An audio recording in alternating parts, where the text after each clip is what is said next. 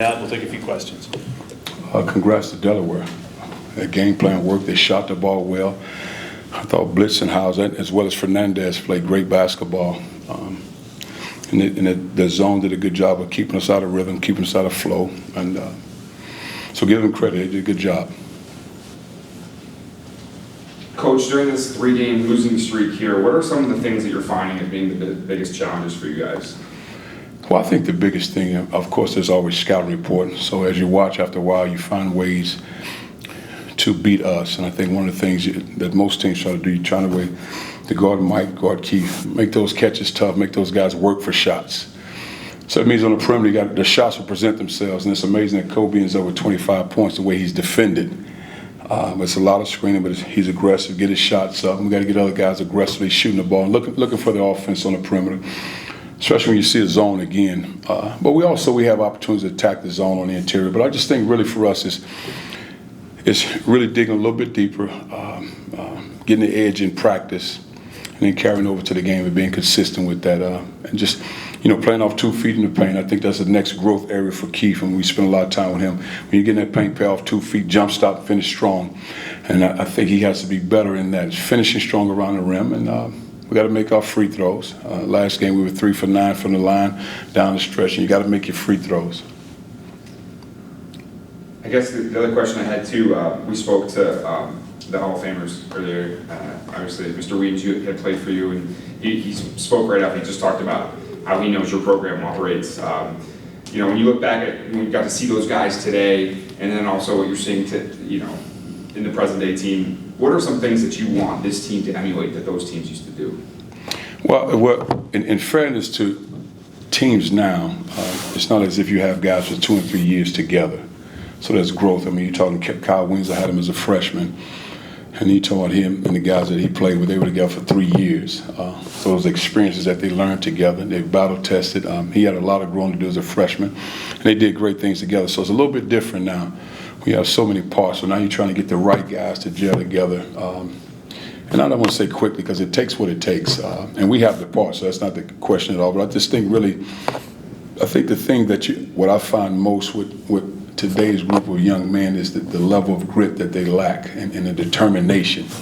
And I think, and the competitive spirit, somebody has to win the game. We're not just playing to be playing. So I think getting guys that understand how to compete, because you can say play hard, but what does that mean? Compete, I got to be able to guard this guy. I got to get stops, I got to rebound, I got to be physical, I got to do things that I don't like doing that are very uncomfortable. So I think that's the biggest thing. But in that era, they grew up like that. So when they come into your program, whatever their talent level was, those are things that they understood when they got in your program. So you didn't have to do a lot of teaching on competitive and playing hard. I think competitive and playing hard, those are things that you're teaching nowadays.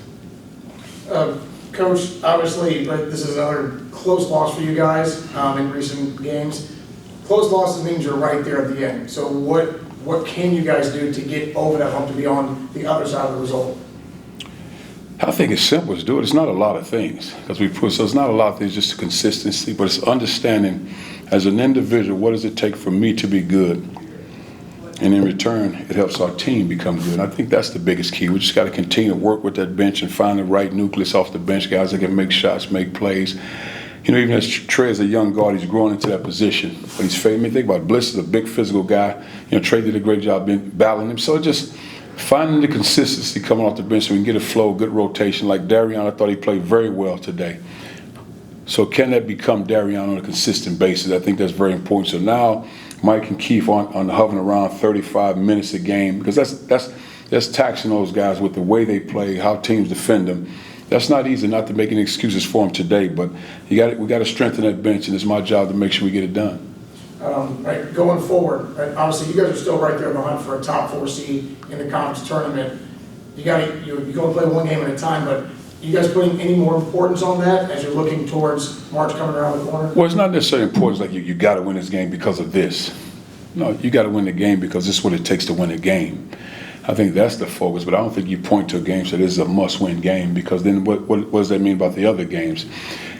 But I think it's really simple, but you got to do it. These are the things that makes us successful, and we have to do them. We got to do them at a high level. it's one thing I think we play hard, but we got to have a level of grit and a mentality to stop teams on defense. Like they shot 53% from the field. It's hard to beat anybody at home, 53%. That means you got to get stops. You got to be gritty. You got to do the dirty stuff. You got to challenge the guy. He can't beat you late in the shot clock. You can't get back doors. Me and you one-on-one. That's pride, and that has to be in you. That's not some, okay, we just practiced that today. That's got to be in you, and it's got to be ingrained in you mentally. One-on-one defense is me and you, and I got to get this stop. I want to ask you about Kennesaw State coming up, and you're going to get that rematch with them this time in your building. What makes them so tough? What are the keys to that game? Kennesaw, long, athletic, big guards, physical. Like when you watch those guys, there's oftentimes you can't really tell who's the point guard, who's the center, because all of them 6'5", 6'6", 7", so they're long, they're athletic, they stretch you out. They switch 1 through 5, and they get up and down the floor.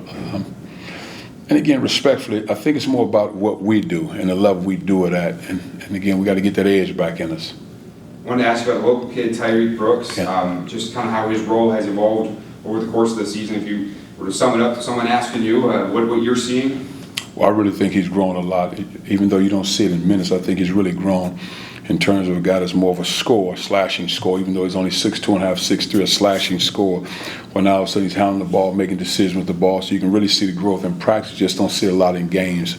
But he's really made great strides. And again, it's just a case like we just talked about as a staff. We got to get him on the floor just in terms of his athleticism, his speed, his tenacity. Yes. All right, Coach, thank you so much. Thank you.